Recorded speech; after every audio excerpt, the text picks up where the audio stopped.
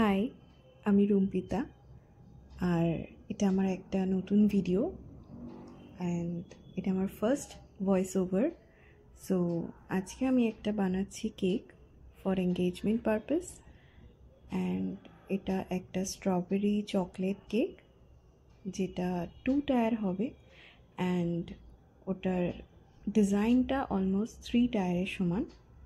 তো আমি first strawberry কম্পোটগুলো বানিয়ে নিচ্ছি ফার্স্টে।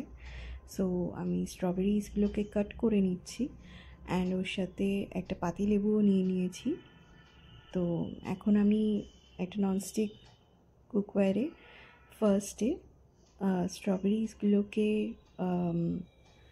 ফার্স্টে একটু বয়েল করে নিচ্ছি।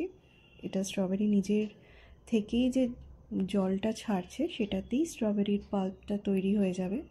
তো তার সাথে আমি কিছুটা পাউডার সুগার অ্যাড করে নিচ্ছি অ্যান্ড সেটাকে আরও খানিকক্ষণ বয়েল করে নেওয়ার পরে ওটা একটা জ্যাম টাইপের তৈরি হয়ে যায়, যেটাকে আমরা কম্পোট বলি।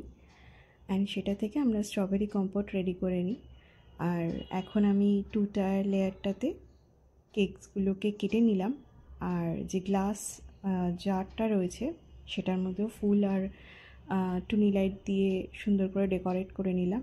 আর এখন আমি এই কেকগুলোকে ক্রিম লাগিয়ে নিচ্ছি আর ভেতরে ফিলিংগুলো অ্যাড করে নিচ্ছি সবার আগে।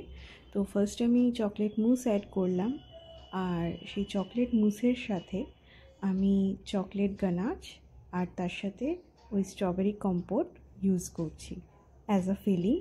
অ্যান্ড তার সাথে আমি চকো চিপসও অ্যাড করে নিচ্ছি, তাতে ফ্লেভারটা আরও এনহ্যান্স হবে। আর কম্পোটের সাথে চকলেটের একটা আলাদাই টক মিষ্টি ফ্লেভার তৈরি হয়। তো ক্লায়েন্ট সেটাই চেয়েছে।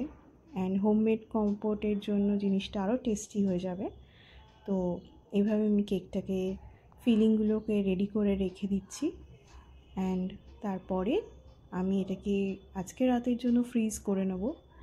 আর সকালবেলায় উঠে দেন আমি ক্রিমটা অ্যাড করব ওর মধ্যে, আর বাইরের ক্রিমের লেয়ারটা রেডি করে নেব। তারপর তার সাথে সুন্দর করে ফ্লাওয়ার্স ডেকোরেট করব অ্যান্ড সুন্দর করে এটাকে তৈরি করে খানিকটা হোয়াইট গোল্ডেন বা সিলভার গ্লিটার অ্যাড করে নেব। আর তারপরে সেটার সাথে সুন্দর করে মানানসই দুজনের নাম লিখে নিচ্ছি। আর লিখে নেওয়ার পরে দেন ওটাকে আমি রেডি করে বক্সে ভরে ফ্রিজ করে নেব। আর দেন কাস্টমারকে আমি হ্যান্ড ওভার করে দেবো পরের দিন বিকেলবেলাতে।